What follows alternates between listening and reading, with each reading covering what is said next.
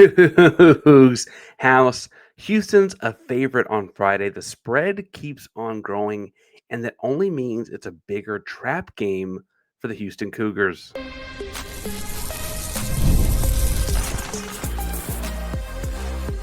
You are Locked On Cougs, your daily podcast on the Houston Cougars, part of the Locked On Podcast Network, your team every day.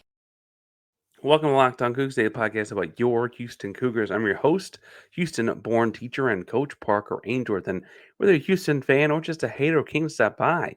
Thank you for making Locked On Coogs your first listen of the day. Appreciate you making your first listen each and every day here at Locked On Coogs. If you want to join the conversation, but you don't know what to say, tell us in the comments down below.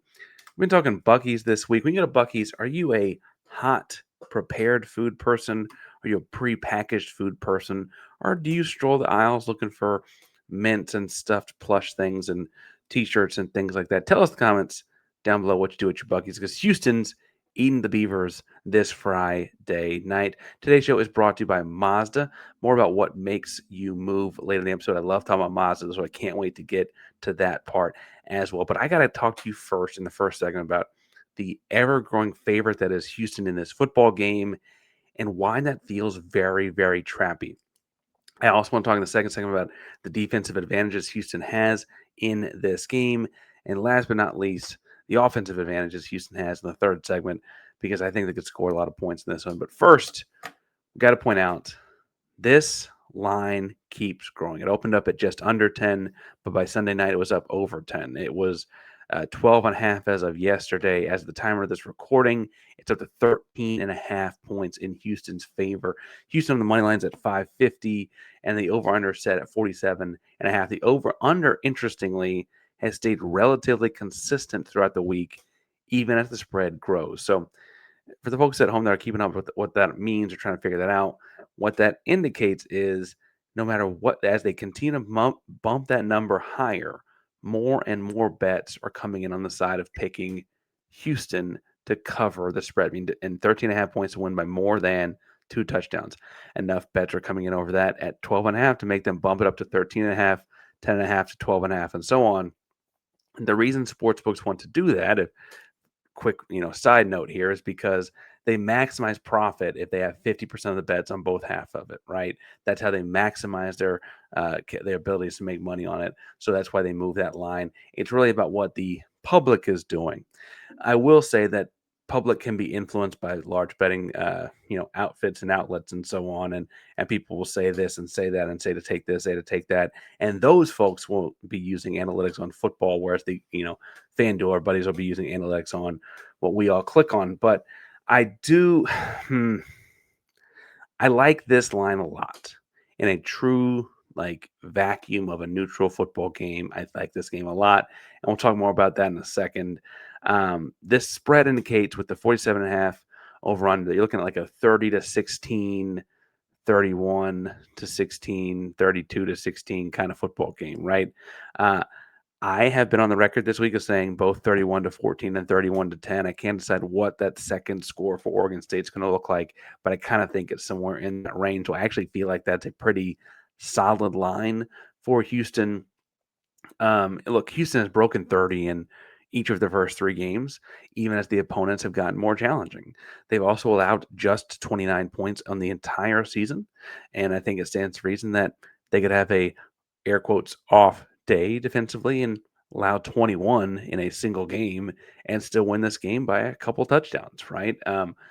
Look, this in the Big 12 game, so we don't have the injury reports we're going to get for Big 12 games, but Willie Fritz did indicate in his presser to start the week that running back Jamarian Burnett, offensive lineman Dalton Merriman, both will be back. Obviously, Ndukwe had the season ender against Colorado, but things otherwise need to be getting healthier after a bye week for the Houston Cougars. And all that should make you feel good. And I walk into this week, and as we get closer to Friday, I'm feeling more and more like, okay, but what if it's all wrong? What if this whole thing's a trap? What if things aren't going to go our way? And look, I think part of me thinks that it's because we haven't had a reason to feel like a favorite in quite some time. Last year, program was getting blanked by Cincinnati early in the season. probably should have gotten blanked by UNLV, but had a late touchdown in that one. If you just broke 21 points every game last season, you're probably in a bowl game. A couple of them might have gone differently, but you're probably in a bowl game, right? Dana's last year in Houston, they literally had no offensive coordinator, and no 2 weeks felt alike because of that you lost to Rice in week 2, and suddenly like anything's on the table here. There's nothing's guaranteed.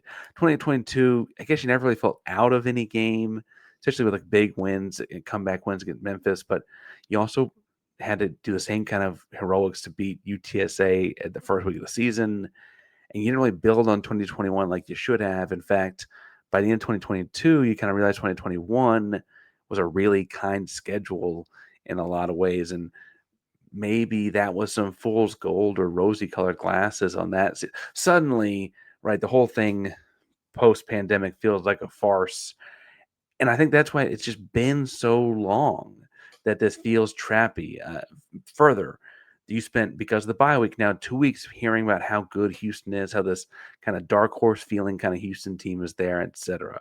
Right? The bye week led to that. Also, in your bye week, you saw Tech kind of take the top dog status in this conference with a big win at Utah, right? Texas Tech spent all that money. It looked like it paid off in a big way against Utah on the road. You play them in 2 weeks. So it's natural to look ahead to that one because you know what kind of a measuring stick that is now, right? It's also for the social media folks, the folks at your water cooler at your office or whatever, it's Tech's next game because they have a bye week this week. And so that's all they're talking about and looking forward to, right? This is also Houston's first true road game. Yes, they went to Rice, but that's in town. It's a different time zone. It's a couple thousand miles away. It's a whole different kind of atmosphere. Now, you can change your week because last week was a bye week and make it feel more like a traditional game week, but it is a shortened game week with a big road trip in it. That's a little different. I I also would point out that like this is potentially the Oregon State coach coaching for his job, and those players, especially with how much movement there is in college football, chose to play for him and want to play for him and would do a lot. Desperation leads to a lot of crazy outcomes in football games. This feels like the kind of thing where they could be, playing harder for his job in a way that hyper execution, hyper focus, whatever, right? And all that actually happens in football. You see it all the time, right? Now, I will say, if you ask anyone at practice, in practice, watching practice, it feels like there's been a laser focus in the program on this week. That trap thing is probably an external feeling I have from some PTSD about previous football seasons, but I don't think it's all for naught. And I do think it's interesting to have that feeling happening while, in an academic, intellectual sense, say Houston should win this game 31-14, looking at the spread and FanDuel and things like that and saying, okay, people seem to be agreeing with me. I'm not crazy here. That balance beam, that balancing act, that seesaw of emotions is a lot to handle. And it makes this week kind of a nerve like just get to the game on Friday already kind of week, right? Like, oh my God, let's just kick this thing off. And that's kind of where we're sitting at. Now, I say all to say I do feel like Houston's got big time advantages. I want to talk about them throughout the episode, of course, but I stand firm in my I'll go back and forth between the 10 and 14, but I think Houston breaks 30 points again and wins this by a couple scores. I I just think they're more talented. I think it would take Houston losing this game to lose the game. And that's obvious, Parker. I just mean like I don't think it's up to Oregon State nearly as much as it's up to Houston, right? It would be laying an egg, letting something go. Knock on wood, injuries, the kind of that would obviously throw things off too. I just, I Houston's just better, and it's weird to say that this early in the rebuilding process. Houston's ahead of schedule in a lot of ways in the rebuild, but also should probably be staring at going 4-0 when we wake up on Saturday, or being 4-0 when we wake up on Saturday. And that's a weird conglomeration of things. Now, I mentioned some defensive advantages. I want to talk about those in just 1 second. But before we get to that, today's show is brought to you by our buddies over at DoorDash because it's almost the weekend. Time to get back in and look and crown the MVP of the season thus far. Who's delivered, powered by DoorDash. Just like you win every Saturday with DoorDash Streaks, saving more every time you order. These players deliver when it matters most. If we break it down, it's obviously Connor Wigman doing more and more each week, being more comfortable, explosive. He's looking more and more like that five-star high school product that we know and love from Bridgeland. It just flashes here and flashes there, and they just seem to be happening more and more as the season goes on. Coming out of a bye week, hoping for some big kind of plays out of Wigman on Friday night. And just like Connor Wigman delivers for the Cougs every week, DoorDash can deliver your Saturdays with DoorDash Streaks. You save every Saturday you order. Stack it up all season long. You can save up $250, including $100 on DoorDash credits. Order this Saturday. Keep streak alive. Fuel your game day only with DoorDash. Terms apply. Promo goes through November 18th. Today's show is also brought to you by our buddies over at FanDuel because the NFL season is here. I stumble over that because I'm not sure the Houston Texans know it, but the Houston Texans and the rest of the NFL is in action. FanDuel's making sure that you are ready for kickoff with can't-miss offers. Right now, new customers can bet just $5. And if your bet hits, you get $300 in bonus bets to use across the app. I'm telling you right now, I've been saying it for the whole first segment. This spread is growing, but I still think Houston is good enough to get this thing done on Friday night. If you want to go with me, if you want to think that I'm crazy, if you want to get in on the action at all, head to FanDuel to make sure that you do it. If you're ready to play, download the FanDuel app right now by visiting FanDuel.com to get in on the action, get things started. That's FanDuel.com to place your first $5 bet. Parker Ainsworth locked on Coogs here. And I want to transition next into the defensive advantages I think Houston's got because I think that's the biggest gap in this game is Houston's defense versus Oregon State's offense. And Houston's had this weird defensive identity really the entirety of the Willie Fritz era of the year and a half or season and going on a half that it's been. And I say weird because when we think of Houston Cougar football, yes, Ed Oliver is the biggest like symbol of that in the league right now. But really, when you think of Houston Cougar football, you think of like Keenum and Ward and explosive offenses and Andre Ware and Klingler. You think of these big time offensive outputs. You go back to like the Veer and the running gun, the run and shoot, like all those things, right?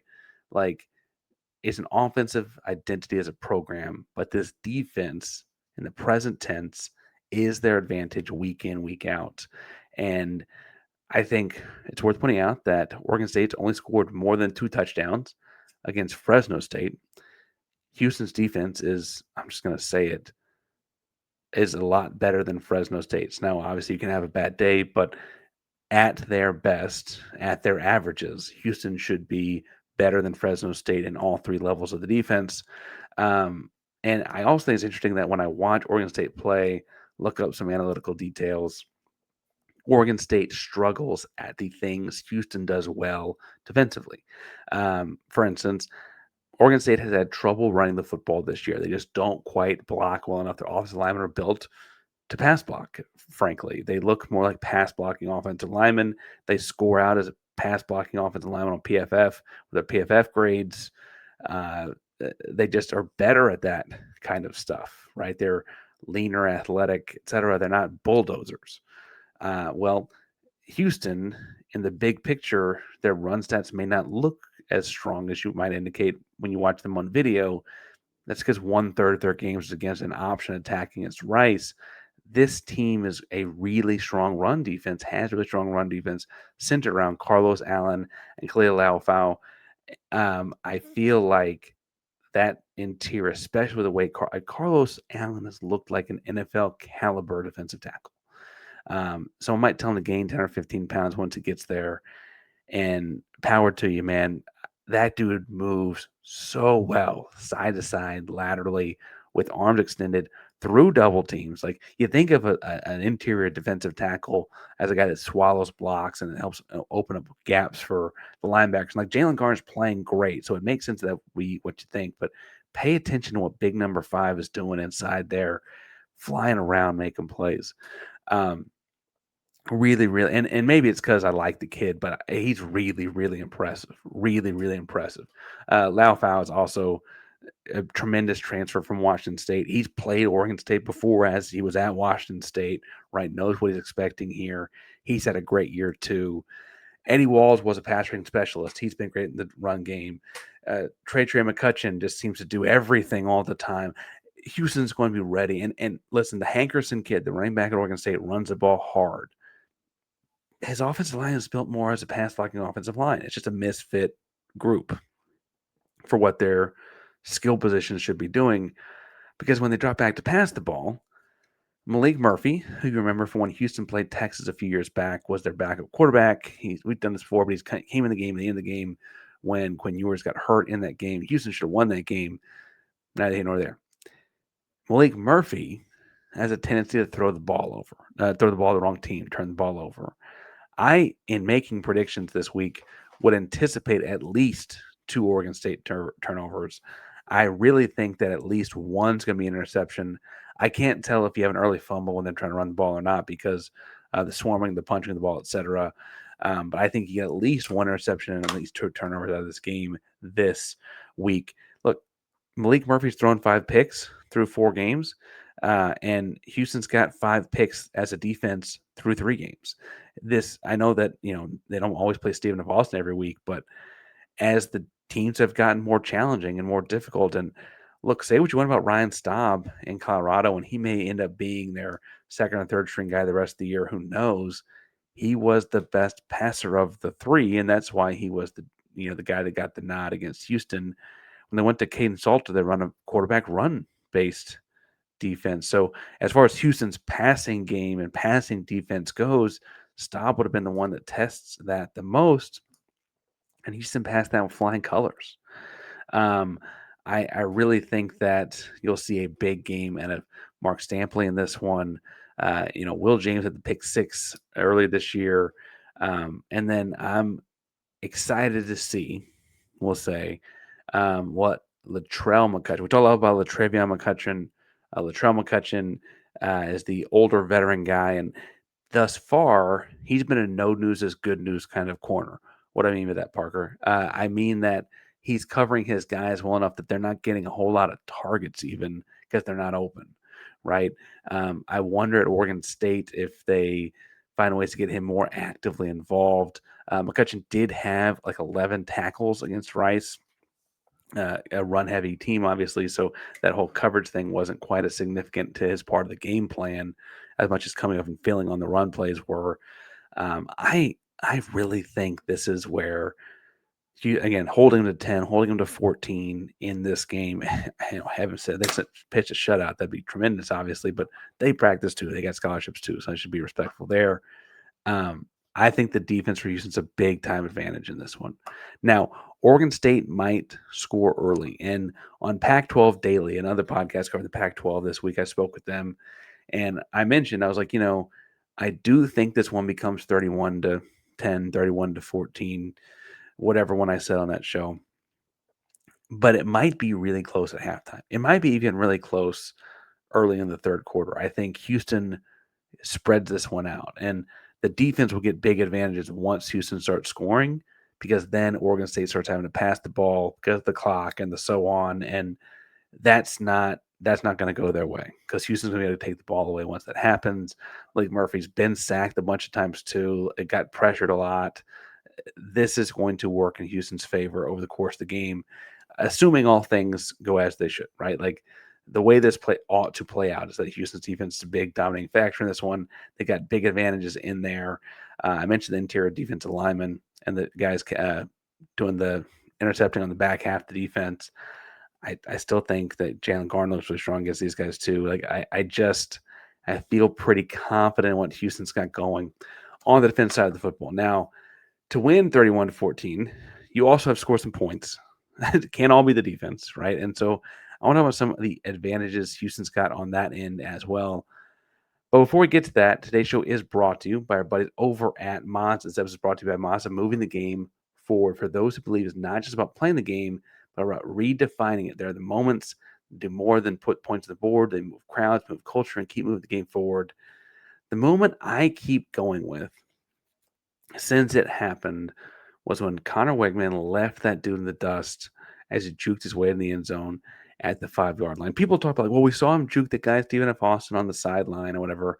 And that's just a little different. Using the sideline to me is a little different, right? In the middle of the field, he had all this direction. He wasn't like going to get forced out of bounds or anything like that. He left the dude in the dust. Connor Wegman let the world know he's a true dual threat quarterback, which is going to come up in a second. When you follow what moves to you, like Connor did, the unexpected is only the beginning. And just like there's more to every highlight, there's more to a Mazda vehicle. Mazda, move and be moved. Park Ranger locked on Coogs here. Now, I think Houston's got a chance to score some points against Oregon State. I do think that if history serves us anything, it will be that this game takes a while for that to unfold. Coming off a bye week, traveling across the country, there'll be some rust early, I'm sure, right? Oregon State is just a team that I think is going to have some matchup problems with Houston. Now, they're a four-man front. Their edge guy has a 2-point stance, but he's still always on the line of scrimmage. And they did give Tech and Oregon some lighter boxes, like 5 guys between the tackles in the defensive box there. One linebacker, 40 lineman. I think that's mostly because Tech and Oregon gotten true, no tight end spread looks against them. And with the, optionality and flexibility of Tanner Kogel, I think that's probably on the table if you wanted to. I don't think you've got to, though. I anticipate Houston keeping a tight end or a fullback in the box all season, and thus I would anticipate Oregon State having 6 and 7 guys in there as well throughout the entire game on Friday. Now, I think that Houston establishing the run early is how they're going to build that late second half kind of a snowballing effect of a lead that I was talking about in the last segment, right? Because Oregon State had trouble against the run. They've had trouble stopping the run against other power conference teams. Obviously, Tech and Oregon being really good ones, but they still had trouble against the run against Cal. That's just kind of something they seem to have trouble with. And I think that, look, the best quarterback runs have been the unscheduled ones, the scrambles, the whatever. So maybe that's where Connor Wegman gets his yards. But I do think that they fight so hard to protect against the quarterback run that they end up leaving some gaps and holes. Up front, they got guys that are built like pass rushers. Nico Taylor is a guy they can't take off the field. He's their best pass rusher. It's not, and he's a guy you got to account for. He's a good pass rusher, but he struggles in the run game. He struggles a lot in the run game. Thomas Collins, an interior defensive tackles, kind of the same thing. Frankly, the only guy I was impressed with in the front 7 for them defensively against the run was Jacob Schuster. Dude's really good, though. He was very impressive. But he's one guy. And I look at their front and say, okay, they're going to have to bend something to stop the run because Slade Nagel has shown he'll go Dean Connors, he'll go Jermaine Burnett, he'll go Stacey Sneed, he'll go Connor Wegman. They're going to run the football and make you stop it, right? And so that's going to be one element of this. I think from there, where they really get hurt and where Houston's got a real advantage once the run's established, is those corners and DBs have real trouble in play action. I mean, I'm talking dudes running down the field with no one around them for 4 and 5 yards kind of open in play action. Now, obviously, Tech and Oregon receivers cost a lot of money. Houston has some guys that are, I think, very talented. I think the receivers are a strength of this team, and even if week 1 was not so great. But I still think that the play action, once the run's been established and they start bending their rules to come play it, is really going to – I mean, I'm talking play action to Boogie Johnson, play action to Amari Thomas, play action to Kobe Young, who's in the starting lineup this week as of the depth chart we got on Monday. I think that you're going to see those shot kind of things happen in the second half of the game, later in the game, once that run has been established. Now, if Houston opens the first drive and is getting 6 and 7 and 8 yards a pop around the football, it might establish itself a little earlier and just kind of start that trend all earlier. I would anticipate this kind of game where it's close at half, low scoring at half, and then snowballs. And I think that's how this happens. Now, as far as watching their defensive front to pay attention to how they're going to play the run because it's so important what Houston does. I did notice a lot of rotation, like a lot of guys in and out, a lot of different jersey numbers every series on the inside for Oregon State. But I kind of feel like that was more of them trying to figure out who's going to make a play than like having true depth, if that makes any sense. Just like, hey, if everyone's got to be minus, let's just keep it rolling, right? There wasn't a whole lot of A+ kind of things I would have pointed out. Again, the Schuster kid's pretty good, but he's kind of on an island right now.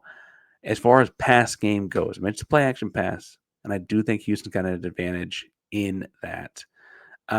I also think that Houston got an advantage in Tanner Kojel because they'll always have an advantage in him because he's a bajillion feet tall and runs and catches and is hard to cover. I assume with how much he's in the box, their safety, Skylar Thomas, 6'2", 215, true box safety. I assume he'll get matched up with Kojel the most. I think Tanner's got that matchup on lock, man. And I just think he always will, unless you got a 6'3" kind of guy with some long arms. A 6'3", 6'4", long armed kind of, you know, I don't know, small forward looking kind of guy playing safety. That's not what Skylar Thomas is. He's much more of a stockier build looking. I was surprised he was 6'2", if I'm being honest. I think Houston's going to be fine there. And that kind of a check down is awesome for Connor always, but really going to be great in this game where I think they're going to do play action and try and take shots in the second half because I think they're there. I think they're visibly there when you watch them play other teams. And if you line up for the shot, you try and take the shot, they cover it. That has to leave something. That's when you find the check down stuff, right? And if Tanner Kojel's always open, that works even better. Now, I also think for what it's worth, if you just got Stacey sneak the ball in some space out in the flat, he'd be okay athletically in this one. I am anxious to see. So when they put Kobe Young in the starting lineup on Monday, I didn't put two and two together. Hadn't watched enough Oregon State yet. I wonder if they're seeing some of those kind of shot plays as potential here because we've seen them do it with Boogie, right? But you also saw them try to do it with Kobe Young to start the season, right? He's got the speed to do it, got the wiggle to do it. So maybe that's indicative of what they're going to do with him as well. Now, I'm expecting a fun Friday night, and I'm expecting to feel good when we wake up Saturday morning. I can expect that, but I can also tell you that whatever happens, we'll be here live at Locked On Coogs after the game's over. Even if that's 12:30, 1 a.m., I might have to power nap after the day is over, but before the night has begun, because the game kicks off at 9:30 local time, or 9:30 Houston time, 9:30 Texas time, 9:30 UNI time, which is super late. But we'll be here live after it's over. We'll also be sure to get you some stuff on Friday morning to help preview the game for some last-minute news, notes, and further as you get ready to see Houston and Oregon State kick off on Friday night. These two teams have not played a whole lot of times in our history. The win speed is pretty sparse. Got to make sure you get one in the column for Houston on their way to get back to Big 12 play. This has been Locked On Coogs. You want to join in on something else? You want to find something else to tune into? Locked On Big 12 is doing all things across the conference, including like Utah's cheating kind of and all that. There's also a Big 12 squad show out later today, so make sure you're checking that out on the channels as well. Locked On Coogs, primarily Locked On Podcast Network means your team every day. Go Cougs.